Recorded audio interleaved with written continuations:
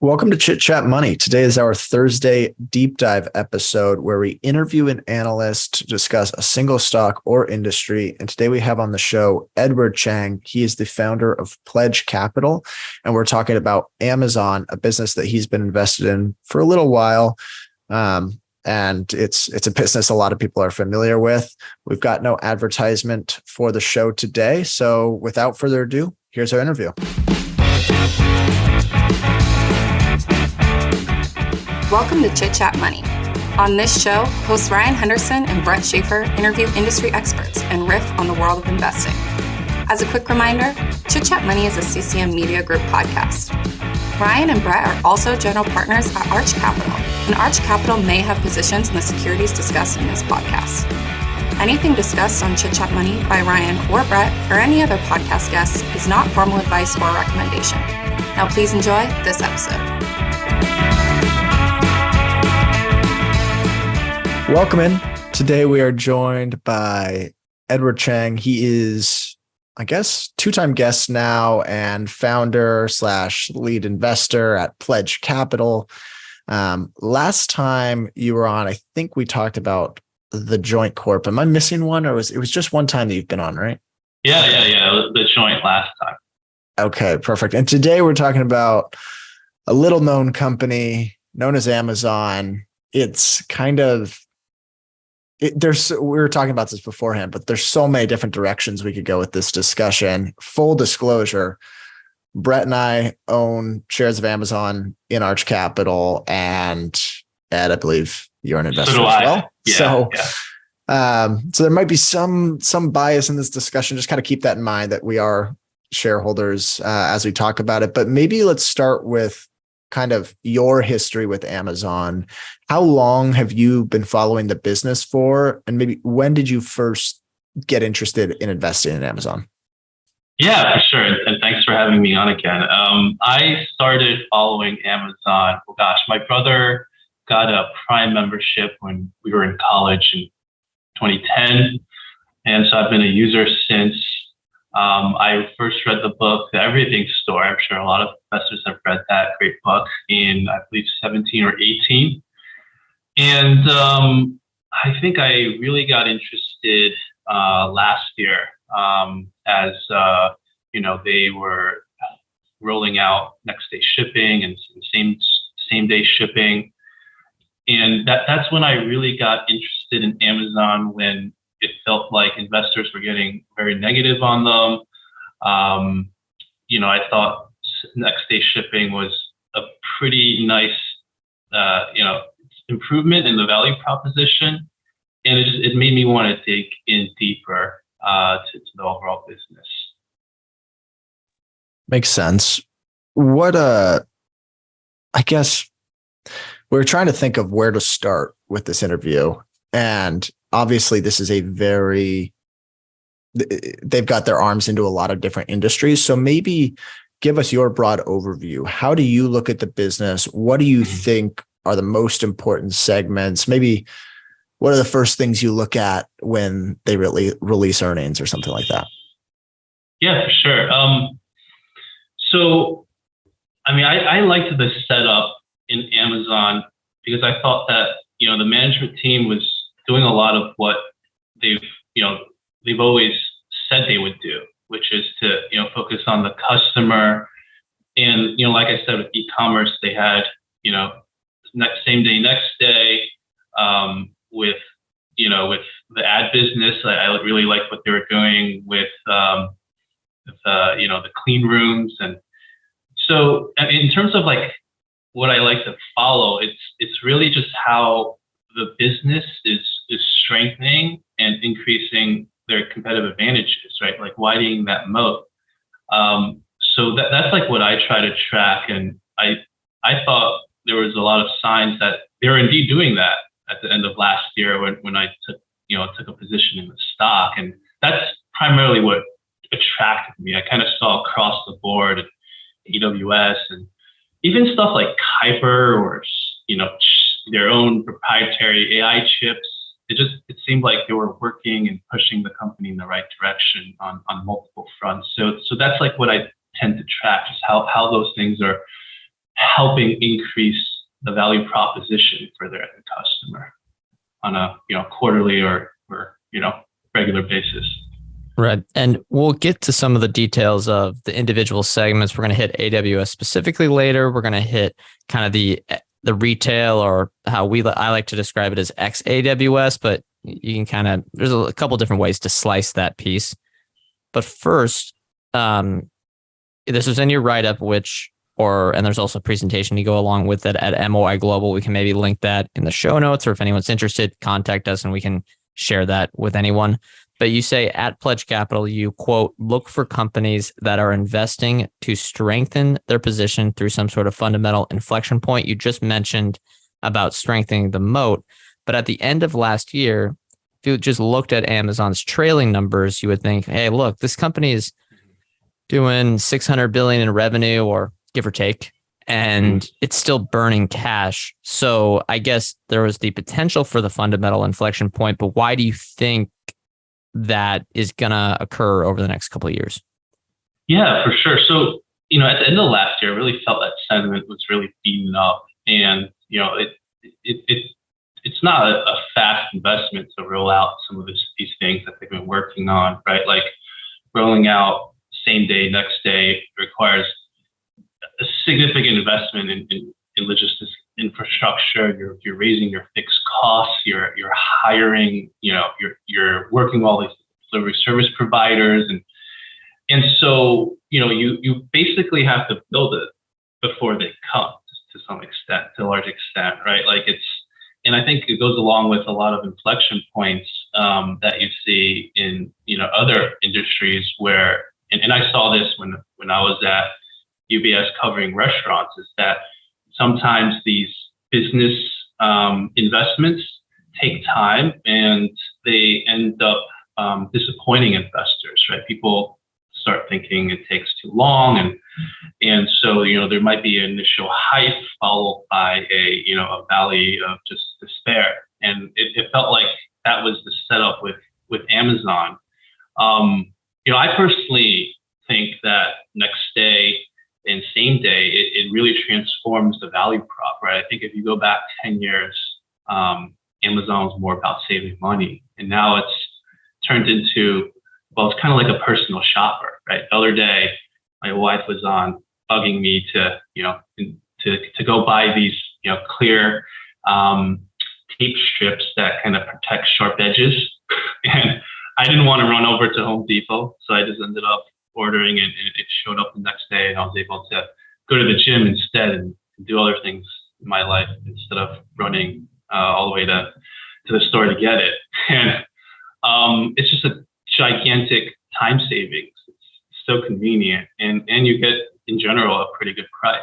And so that's what we really look for across our portfolios, is businesses that are making these investments and really try to take the long-term view, because I think this next day, same day, it could really help Amazon win long-term, increase share of the wallet, right? I mean, the average Amazon member is relatively high income, and they're not spending all their their shopping budget at Amazon. They're really splitting it up across, and this initiative, a lot of stuff they're working on could help them grow their share of the pie.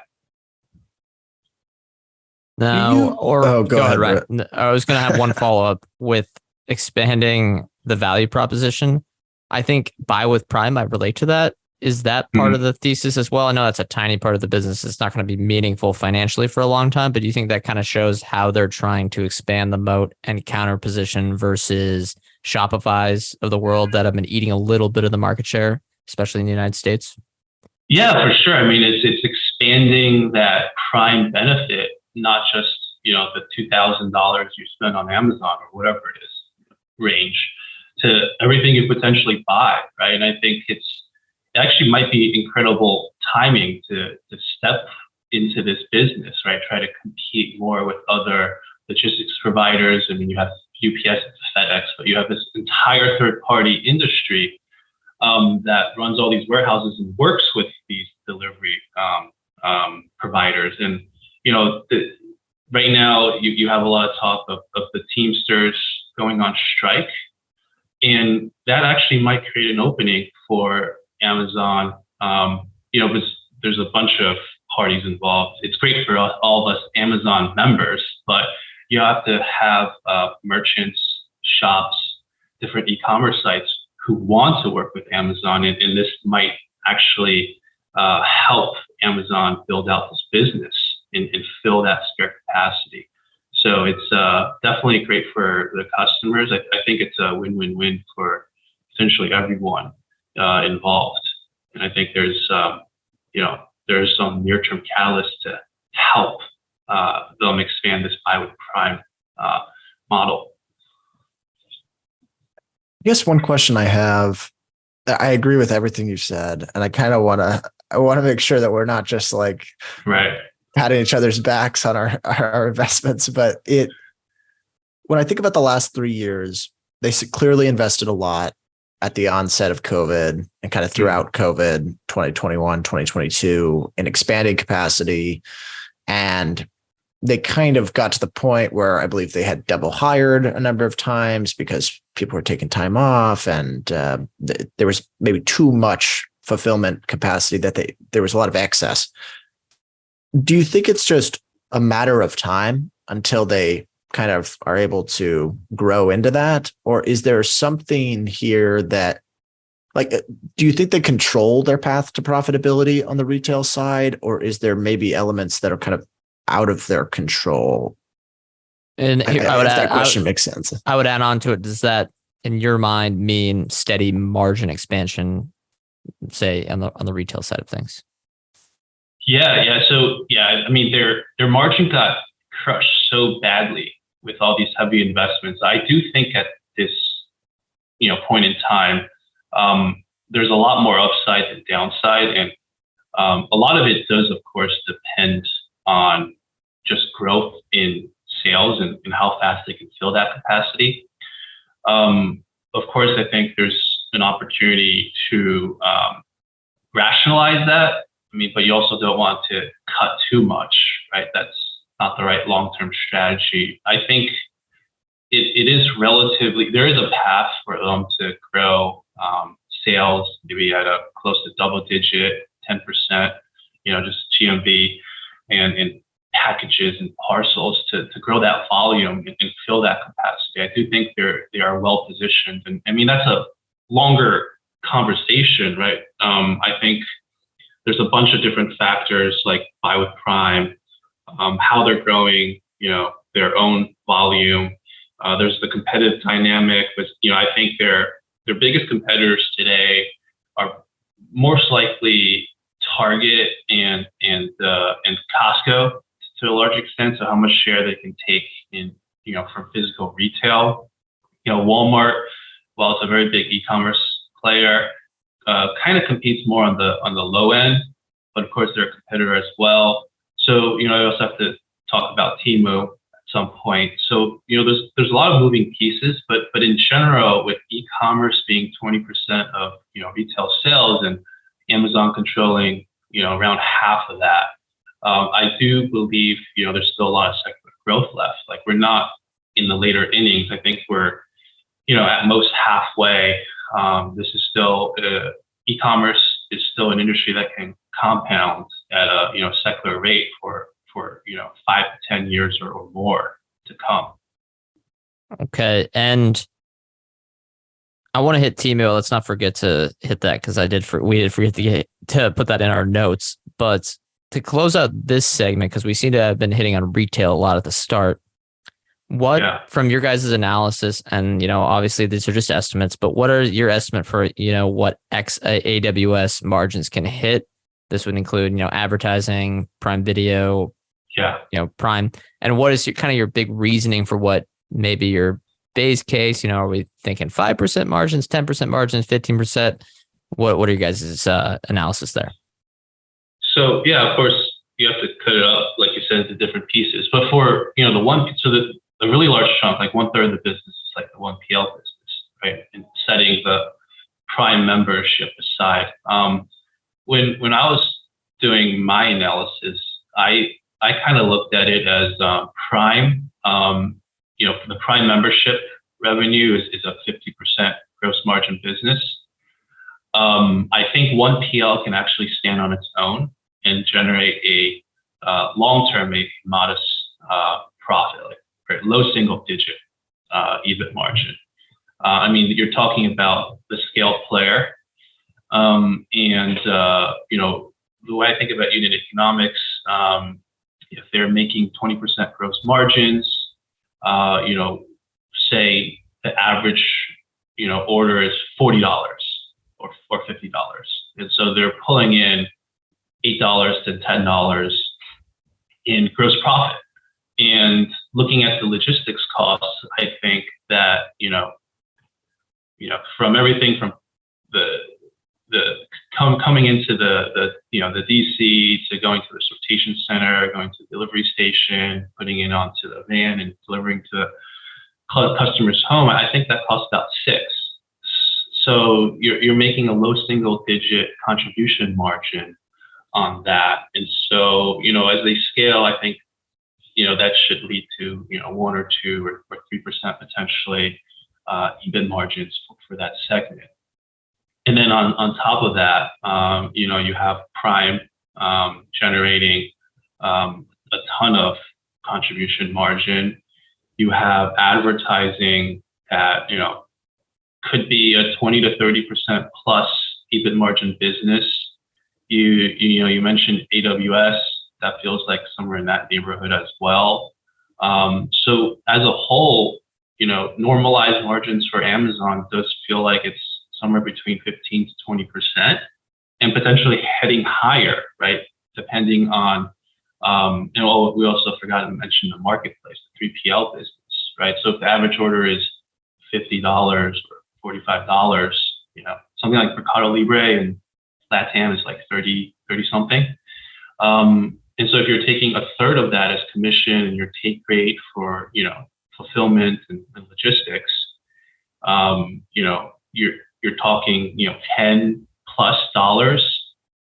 in revenue per order, and then $6 in fulfillment. So, it could be it may be marketplace is more like 20 to 25, 30% now, but it could be heading higher as well long term. All these businesses, ads, AWS, marketplace, they all have much higher margins. And so I think overall, 15 to 20 is not crazy for the entire business, and it could head to 25 or more longer term, right? As the mix of 1PL keeps declining and everything else, it's already 1/3, 2/3, but it could head to 75, 80% or more longer term.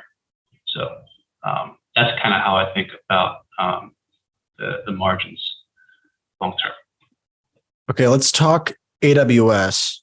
Got a couple questions in my mind, but I want to just start general. What are your thoughts on AWS, and what do you think of the recent, slowdown? There's been a lot of narrative around their competitive positioning versus Azure, just overall thoughts. Yeah, it doesn't look as, strong, to be honest, as it did 6 months ago or 12 months ago. But I also don't think it's as bad as some like this, as some of the narrative kind of, sounds like, which is that Azure has beaten AWS, and AWS is just going to be a perpetual shared donor. Right? I think if we step back, I still believe cloud is still in the relatively early days, right? They like to talk about how 15% of IT spend is on the cloud today, and the other 85 is going to shift over. I think with AI, it's still very early days, and there's expert calls where and this is what Andy Jassy and Adam Selipsky have been saying as well, and I think it's corroborated by some experts who say that clients aren't shifting workloads at this point due to generative AI and LLM and ChatGPT, right? It's still really early in building use cases. Like I spent some time recently with a friend of mine who does a recommendation engine at a big tech firm, and he, I think there's a sense that that with ChatGPT, it's getting a lot of attention. Kind of a lot of things are kind of over exaggerated at this point. It's not easy to build a ton of use cases yet for a lot of companies, right? Like I still think it remains to be seen what exactly this can enable. And so that gives Amazon time to make investments and to offer this, or to just help other companies like, say, a Hugging Face or others offer something in this area. So I don't think things are as dire.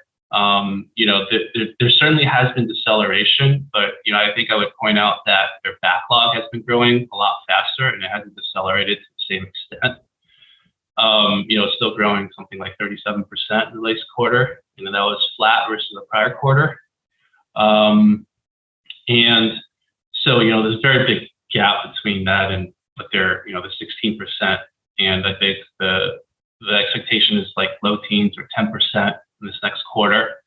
But I think all the signs seem to suggest that maybe a lot of this is actually just Amazon doing a very good job helping customers save money, right? And to cut out unnecessary expenses. Right? At least that's what the backlog would suggest, is that they're just doing what they've always done, which is really focused on the long-term customer relationships, much more so than other companies out there. Yeah, that totally makes sense. And I think one big concern investors have today is currently AWS has very strong profit margins, let's say 25% to 30%, but it's been higher over time. Let's just say it's around that range. One big concern is that given the competitive landscape, the margins could start to deteriorate or compress. Do you believe this narrative? I think you mentioned earlier that you don't. And what's your reasoning for why this margin is sustainable, much higher than, say, the average business out there? Yeah, so I think there's definitely more competition now than before. I think that's hard to argue against that. Oracle is coming in, and they had a very interesting report, right? After they shared an interesting report at FTC. So I guess the puts and takes, right? More competition, right? I still think this is a very sticky business. I've talked to experts who say that they wouldn't consider switching unless they can save at least 50%, right? And that's an enormous amount for another cloud company to offer you to get you to switch. It's more likely than not pretty tough. It might be possible in certain situations, but I don't think that kind of discounting and price wars happening on a very big scale. In isolated circumstances, yes, but it's a very, very sticky. It takes a lot of effort to move, and so there are some very strong advantages for AWS, right? So, but if you look at all the puts and takes, one thing that Oracle mentioned, right, is the egress fees, which I think are something like 6 or 7, and other people have complained about how expensive it is to move data away, right? It's part of the lock-in, and part of trying to retain the customers. And so, they do offer free for a lot of the smaller customers, free egress up to a certain level. So the high volume clients are kind of subsidizing that. And also there's free ingress, which is moving data there. So the egress fees kind of subsidize all these other spend. But at the end of the day, the egress is by itself a very high margin business, right? So if that there's action on that, or they're forced to kind of cut back on prices, it's the 6%. Like if it drops by some good measure, that could actually lower margins by a few points, 1, 2, 3%. And maybe they offset some of that by charging all customers on egress. or maybe charging a small but not crazy amount on ingress. And so that's another negative. But on the positive side, this is a business where they have scale, they have the lowest costs, and I think there's other things such as the marketplace business that could be very beneficial to margins long term. So something like $800 billion in enterprise software spend, right? And if you think that eventually, most of IT is on the cloud and AWS has a huge share, well, as a marketplace, if they're helping sell a lot of that software and a lot of that SaaS, right, and they're taking a very high margin commission, right? Like, you throw 20% or 30% on hundreds of billions of dollars in software sales at a very high margin, that helps. Another area that I think helps is, Microsoft was making this point in their, the recently leaked board memo, right, board presentation, and they were talking about how cloud is going from more of a cost center to something that's built into every single, revenue generating, maybe client facing, customer facing service. And so and I think AI is still very early. There's a lot of potential, I think, long term to build out very powerful services that help customers actually generate revenue. That should be higher margin as well. Do you think that AWS or Amazon's retail has a larger moat? Like, which do you think has a deeper competitive advantage? I actually think the e-commerce business, and I think that may be one of the reasons they decided to promote Andy Jassy, right, to the CEO position. It was more important to hold on to him and then bring it in Celeste back in to run AWS. I think the e-commerce business is harder to replicate, much more difficult if you look at how all the pieces integrate, from the Prime membership to the advertising that is bringing people in or helping them sell products, to just the crazy amount they've spent into that infrastructure, right? And so if they're losing money with who else can replicate that infrastructure? And so I've spent a lot of time on Walmart, Target, and Costco. And Costco's been talking a lot about this. It's this, as they build out e-commerce, it just adds a layer of cost, right? If you're fulfilling e-commerce with products that you hold in your store, before the model was great, everyone just came in and you outsourced all that labor. Now you're actually hiring people to go pick and pack and then send it out. It's a very low margin business to begin with. And now you layer in, this shrink, right? All this theft, and structurally, does that really change unless you rewrite laws that say if you steal $700, you can get away with it, right? Like, how does shrink change? And so you have retailers who are needing to raise prices, and that just widens the value prop, right? And I think they can offer this e-commerce, in this current, way, up to a certain level. But at some point, they kind of run into an innovator's dilemma, right? So what if like 20% or 30% of your sales shift? Well, now, you go from this box, you have to convert it into a hybrid box. And then what happens if it shifts even more? You have to go back and convert it again. And so it's a very difficult process for a lot of physical retailers to handle. Yeah. Brett and I were talking about it today. We were talking about that shrink factor. I think Target mentioned that they were losing $500 million of shrink attributed to like $500 million subtraction off their profits. It would be a lot harder to steal from Amazon. Harder to steal off digital shelves. There is the package theft at the front door, right. But that's an easier problem, I think, to solve. And it's at least someone that, if that happens to you, you can kind of, buckle down. That the consumer, the customer kind of right. solves that one over time. You mentioned the executive team. like with Amazon in 2022, across the board, there was a narrative of negativity around this new management team. Just for context, Bezos, the founder, retired in 2021, he officially left in the summer of 2021, brought in Andy Jassy from AWS. And since then, they've gone through, a bit of a troubling time period from the fundamental performance. But I'm curious your thoughts on, because we've even seen people say like, we need to bring Bezos back and stuff like that. So what are your thoughts on that? Is this the right team? Why do you have confidence in this management team?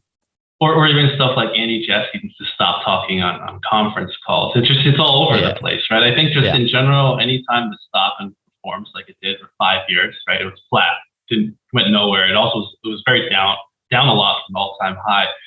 You're going to get haters.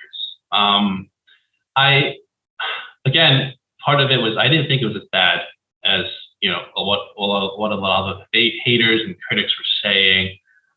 Look, Andy was Bezos' shadow, right? This is someone that he handpicked, has been with Bezos from the really, really early beginning, right? Like he has experience not only with AWS, but he helped build out some of the early categories for e-commerce, and he was, I guess, asked to take a step back when they were rolling out this marketplace business, which is keeping customers in mind, bringing in other sellers to lower the prices or provide more assortment. It hurts your internal sales, your 1PL business, but ultimately that's how you do right by customers. And so Andy Jassy watched this category get decimated, but then also saw so I think he's been indoctrinated and he's been, he's absorbed a lot from Bezos. And of course it remains TBD, how much shareholder value he will create for Amazon shareholders. And that's what he will ultimately be judged on. But I think there's a lot of good to say about him that I just felt wasn't getting enough discussion. I think he, absolutely has continued to manage Amazon in alignment to its, long-term culture and objectives. Focusing on the long term, focusing on the customer value prop. So I really don't think he's as bad. But to some extent, it's TBD, to be determined how good of a executive he is. I do think, I wouldn't be, advocating to, take him, off, take the position away from him. I think he's doing, a fine job so far. I don't know if you saw, but about a month ago, maybe 2 months ago, Jeff Bezos bought one share of Amazon, filed the Form 4. Did you do you have any speculation what that could have been? Do you think it was a signal? Do you think he was telling us something? I have no idea. I feel like he just clicked the wrong button on accidentally. That had to file a Form 4. What was he doing on his brokerage account? I have no idea. Yeah, it is. Maybe it was just to get people to speculate, just because he could. Maybe, right? He's bored. He's bored on the yacht. He's bored on the yacht. Yeah. Oh man. Probably. How do you go about doing valuation work for Amazon? I guess not as cheap as it was 6 months ago. Obviously, the stock's up a little bit. Maybe two-part question here. How do you value it? Do you value it in parts? And then what do you think of the valuation today? Yeah, so today, it's 600 some billion next year in sales. It's trading a little bit over 2 times sales. I don't think it's crazy expensive, right? If you look at it, on normalized margins, right? Like what will margins look like in 5 years when these higher margin businesses are 75, 80% of the business, when 1PL is 20%. And what kind of scale have they achieved? Greater scale have they achieved in 5 years, right? Like if a lot of these businesses are 20%, generating 20% margins today, are they at 25 in 5 years? So it could be trading around 10 times normalized EBIT, right? For a business that probably continues to compound and have some margin expansion opportunities, right? Compound sales at a 10% rate. Like, I think advertising is an area that I'm very excited about. I think they have phenomenal data, right? Like everything everyone talks about, Roku or Nielsen, right? Like the Fire Stick, like they know what all of us are watching, right? Across all different streaming platforms, not just what's on Amazon, right? They know what you're watching on Netflix, et cetera. And it's just so much better data than Nielsen. And then they're combining that with everything that their Prime members are buying, right? Like Roku doesn't have access to that. It's what Meta and TikTok are trying to build out, right? That's another to talk about potentially. And so now, they're combining all this and they have your credit card information. They can go out and buy some demographic data. And now they're, selling that, they're enabling ad buyers to access that in a clean room. I really believe that Amazon can grab a lot of linear TV ad dollars. That's a $200 billion global market. There's even the potential that they take share from, say, social networks, right? So, that's a business that I think can grow significantly above 10%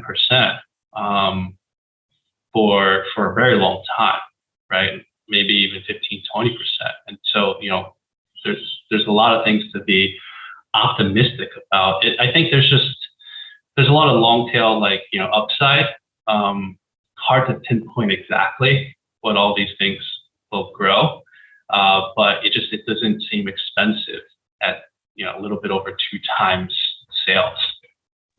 I believe, not a lot of people think about the advertising segment. And if I'm not mistaken, it's the 3rd largest advertising business in the US.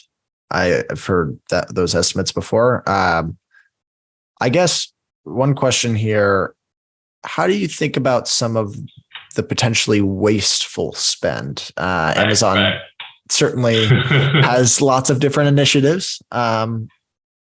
Some of those have worked out. Some of those certainly have not. And some of those are kind of in limbo. So I guess, how do you think about them today? Yeah, one area that I think they get unfairly picked on is actually Kuiper, the satellite initiative. And look, it's obviously TBD, but if you look at the United States, I think there's something like 20 million. So I think 20% of Americans are on DSL, which in my opinion is absolute crap compared to. Yeah, that's absurd. Yeah. Yeah, right. It's like 10 megabits per second. Like I'm on 400, and so there's also another, I think, 5 to 10% who don't have access to internet, right? So if you look at like satellite TV, I think DirecTV is something like 13 million subscribers. Dish is somewhere around 7.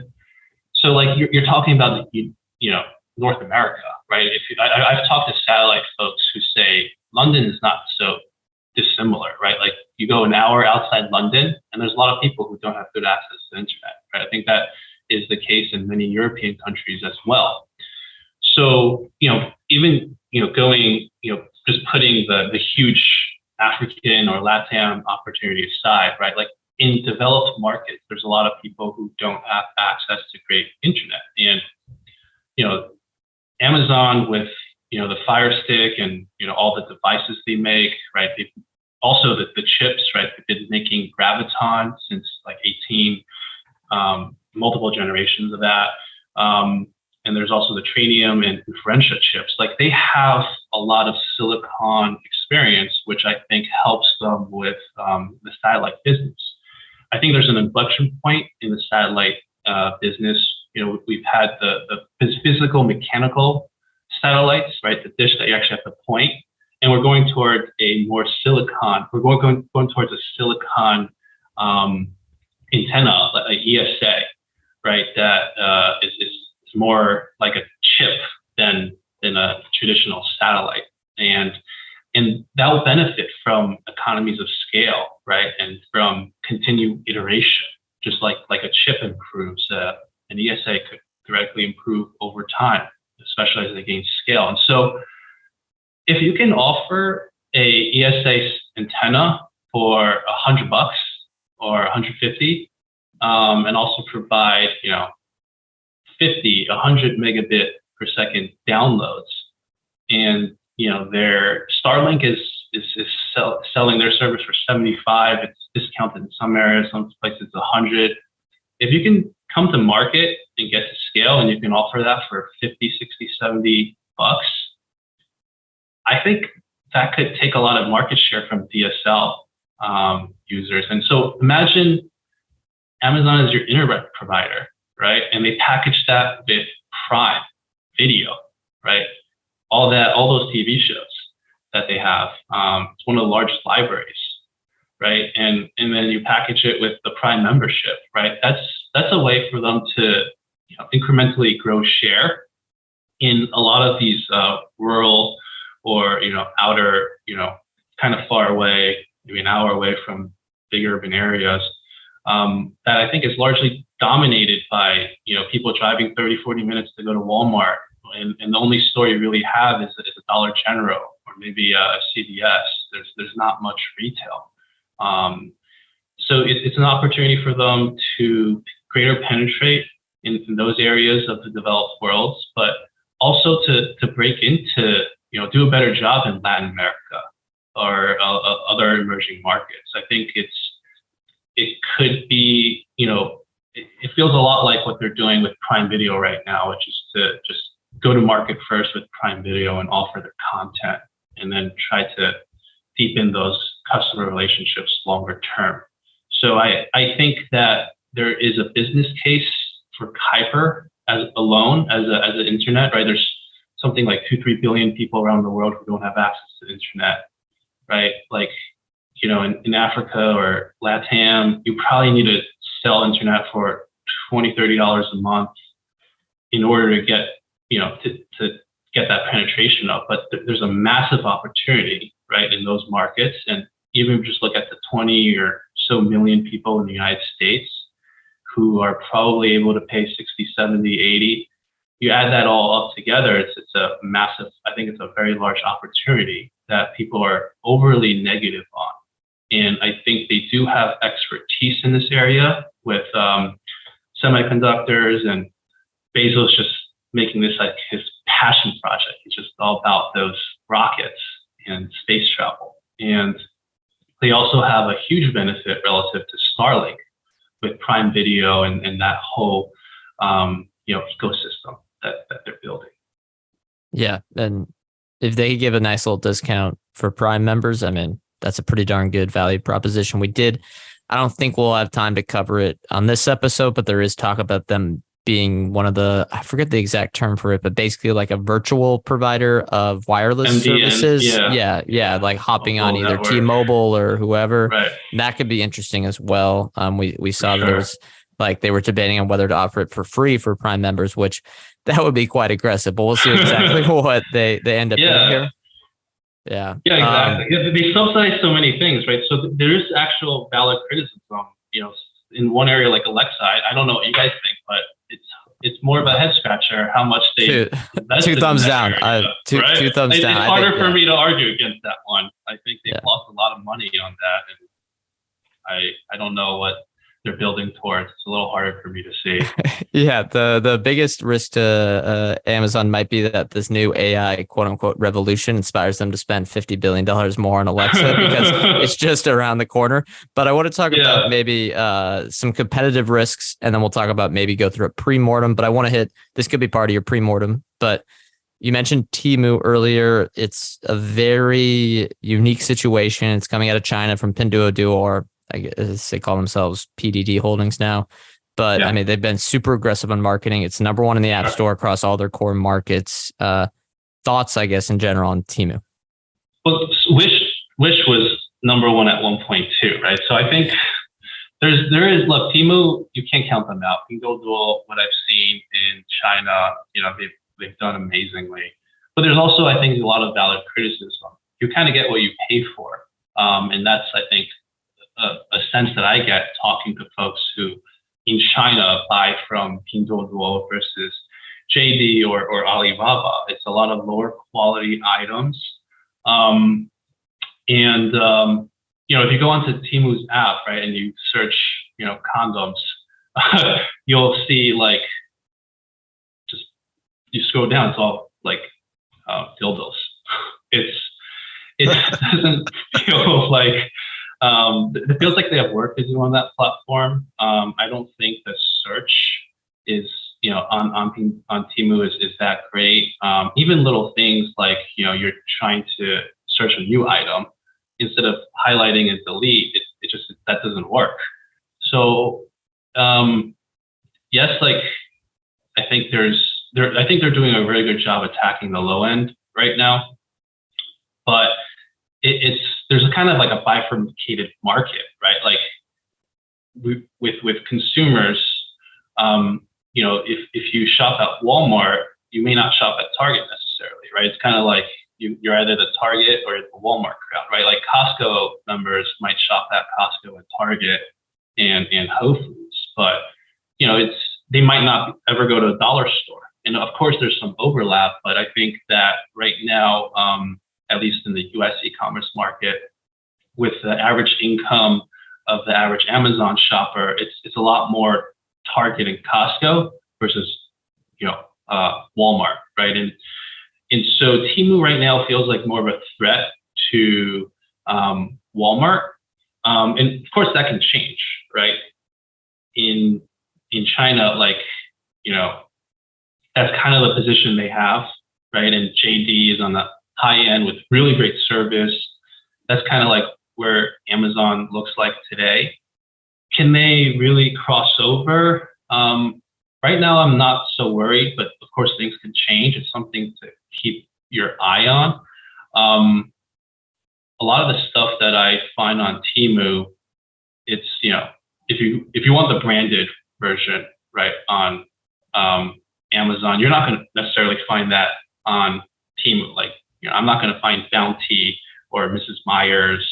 A lot of stuff that we buy, Charmin. There's a lot of stuff that's not on there, and I think there's alternatives, but they're like private label versus. It sounds like a lot. It sounds a lot like Wish. Yeah, I'll say I wouldn't trust buying condoms on Temu. I'm sorry, I wouldn't trust even if you got the right search results. I wouldn't trust that. But yeah, sorry, continue. I agree with you there. I think there's a lot of stuff. You kind of get what you pay for. Like my wife recently, she bought like these microfiber. I think they're made of cellulose. It's kind of like a replacement for like Bounty. You can use it to like wipe your plates down. And it has like a cool design. The one she got from Amazon has a cool design, right? And it's cheaper on Temu, but it doesn't look like, it's not something she would buy, right? It's just one color.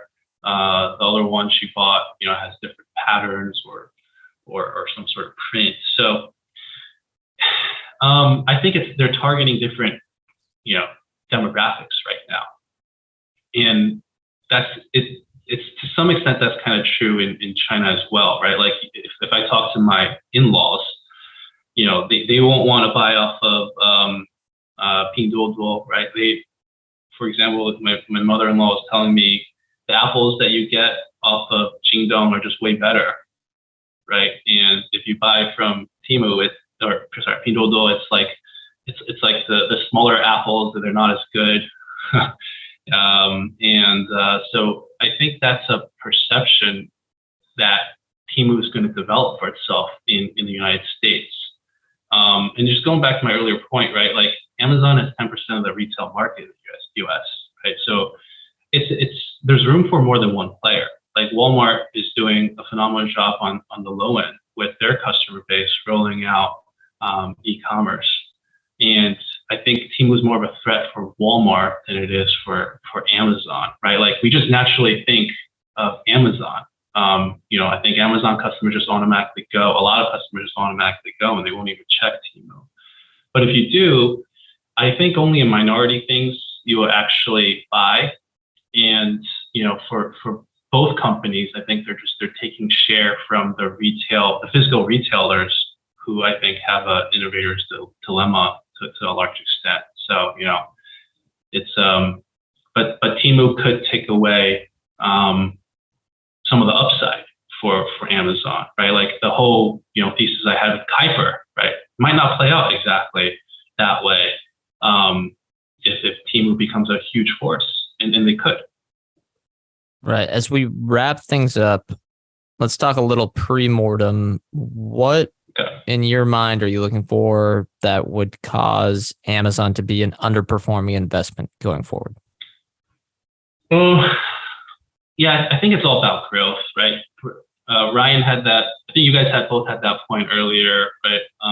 Building that capacity. So I'm not so worried about the next couple of years with how things look now. So I guess if you were to fast forward to 5 years, what do things look, right? So one is if Temu does a lot better job than it is right now, and they really attack the upper end of the market, right? They have, for example, maybe a lot of Estee Lauder or a lot of these cosmetic brands are on there. That certainly could be the case, something to keep an eye on. Like, what if I'm wrong about the innovator's dilemma with physical retail, right? Like, Costco seems to be stepping back from e-commerce, right? Like, e-commerce sales at both Costco and Target seem to be pretty weak. If they decide to just to compete and sacrifice profits, like that could hurt, take away a lot of the upside, which I think Amazon needs to fill that spare capacity. I think there's more concerns with the cloud potentially. I think that's a much more competitive market. Microsoft, I think their advantage is, of course, I think they've done great with OpenAI. I think it remains to be seen how big of an advantage that is. But I think Microsoft absolutely crushes it because they have such a huge sales force, and they have all these relationships with enterprise customers who are, to a large degree, the next wave of customers moving into the cloud.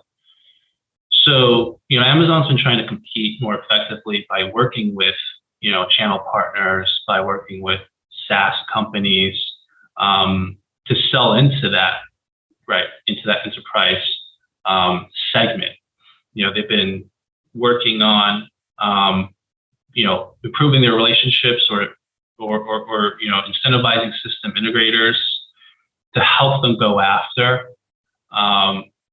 But it's a very the cloud industry is a very complicated ecosystem, right? Like right now, right, with NVIDIA, like partnering with, Snowflake, right? And only in areas where there's actually, cloud provider, right, in that region.